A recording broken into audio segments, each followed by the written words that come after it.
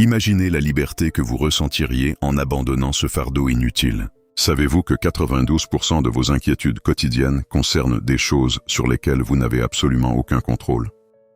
Bonjour à tous. Dans cette vidéo, nous allons explorer un concept millénaire qui pourrait révolutionner votre vie. La dichotomie du contrôle. Cette sagesse, popularisée par le philosophe stoïcien Épictète il y a près de 2000 ans, n'a jamais été aussi pertinente qu'aujourd'hui, dans notre monde d'anxiété permanente.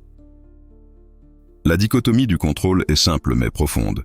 Certaines choses dépendent de nous, d'autres non.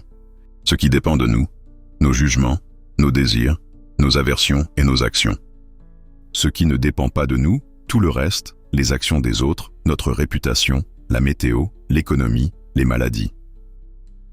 Prenons un exemple concret. Vous êtes bloqué dans un embouteillage monstre hors de votre contrôle, le trafic lui-même.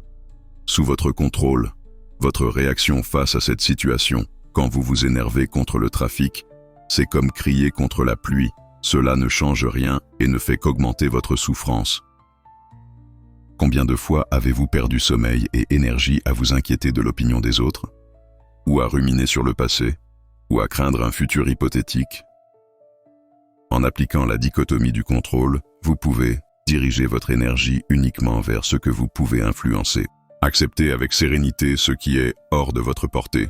Réduire drastiquement votre niveau d'anxiété quotidien.